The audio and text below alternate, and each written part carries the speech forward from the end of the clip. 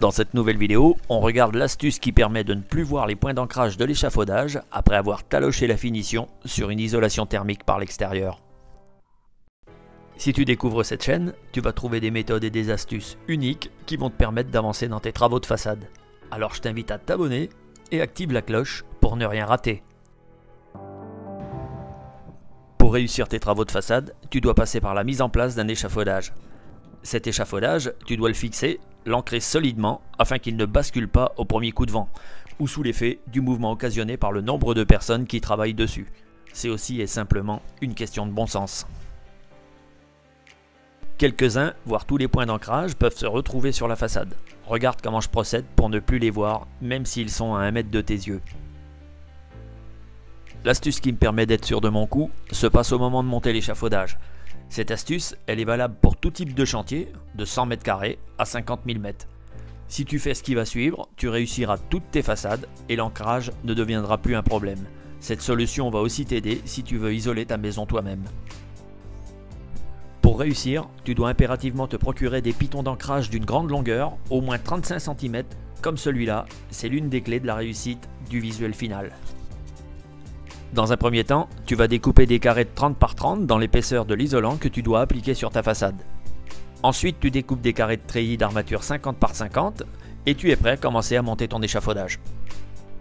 Au moment de fixer un premier piton d'ancrage, tu vas prendre ton carré d'isolant de 30 par 30 plus la trame et tu vas insérer le piton dans le centre des deux, tout simplement. Pour le moment, tu n'as pas besoin de coller le polystyrène, il faut simplement prépositionner ces deux éléments. Jusque-là, c'est à la portée de tout le monde. L'important ici, c'est d'avoir un piton d'ancrage de longueur nettement supérieure à la taille de l'isolant. L'œillet du piton doit être à plus de 10 cm de l'isolant. Si l'œillet du piton se trouve à plus de 10 cm de l'isolant posé, c'est déjà gagné pour toi. Tu pratiques comme ça sur tous les ancrages de la zone d'échafaudage à sécuriser. L'avantage majeur sera d'avoir l'assurance de ne pas avoir de gros trous à reboucher à la fin du chantier. Regarde bien jusqu'à la fin de la vidéo. Quand ton échafaudage est fini de monter, tu vas pouvoir exécuter les travaux préparatoires habituels avant de commencer à isoler tes murs. Tu installes les parties courantes de ton isolant et quand tu arrives à hauteur des points d'ancrage, tu vas avoir une découpe facilitée grâce au fait que tu aies mis en place un carré de 30 par 30. À ce moment, tu peux aussi aisément coller le carré de 30 par 30 grâce au fait qu'il coulisse sur le piton. Donc, tu l'ajustes au même nu que la partie d'isolant que tu viens de poser, tout simplement. Sur ton isolant posé intégralement, tu exécuteras tes sous-enduits sur l'ensemble de tes façades de façon rapide et sûre, grâce au carré de toile prédécoupé qui chevauchera la trame des parties courantes de 10 cm. Cette méthode est sûre et rapide, continue à regarder la vidéo, c'est pas fini. J'ai chevillé l'isolant et appliqué le sous-enduit de base, vient le moment de talocher l'enduit de finition. Tu appliques l'enduit comme dans la précédente vidéo, si tu l'as pas vu, je te mets le lien ici pour que tu la regardes après. Tu appliques et tu taloches l'enduit en le talochant minutieusement autour du piton pour ne pas laisser de balèvre.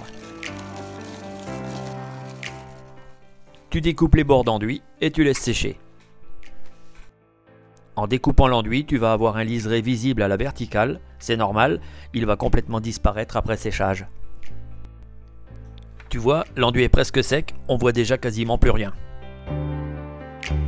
Vient le moment de démonter l'échafaudage, tu retires le piton et comme tu le vois, tu n'as plus qu'un petit trou du diamètre du piton à reboucher. Regarde avec quoi je rebouche le trou. Tu affines les débords d'enduit avec un cutter ou ton couteau à enduire, rien ne doit dépasser. Ensuite, tu prends des bouchons de mousse que tu vas insérer dans les trous. Ils ont une mémoire de forme qui fait que tu peux les rouler entre tes mains ou les rouler sur le mur pour les rétrécir au diamètre du trou. Regarde. Il va obturer parfaitement et facilement le trou d'ancrage de l'échafaudage en s'expansant. Il va isoler la zone de point d'ancrage de ton échafaudage, il va assurer l'étanchéité à l'eau et à l'air, le bouchon est pré-imprégné et les enduits adhèrent facilement dessus. Donc tu le roules entre tes mains ou sur le mur et tu l'insères dans le trou. Moi je l'ajuste en profondeur avec une tête de vis afin de mettre l'épaisseur d'enduit identique à l'enduit des parties courantes. Ensuite, je prends mon cutter et une noisette d'enduit pour reboucher l'ancrage. Je prends la lame de cutter pour éviter de faire un plaquage d'enduit trop large. C'est parfait et adapté à la taille de mon rebouchage. Tu affines au couteau et tu laisses sécher.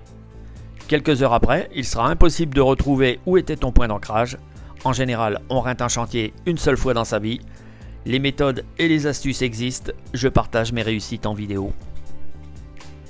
Voilà une solution simple, fiable et efficace pour rendre invisibles les points d'ancrage sur tes façades. Et quand c'est sec, on a quand même des difficultés à retrouver où on a rebouché. Tu peux t'abonner ici pour recevoir d'autres vidéos si tu ne l'as pas déjà fait. Je t'aide à faire tes travaux de façade en vidéo. Tu peux aussi regarder cette playlist qui devrait t'intéresser aussi pour tes travaux de façade. C'est terminé pour cette démo. Prochain conseil, prochaine vidéo. On se retrouve dans la prochaine démo.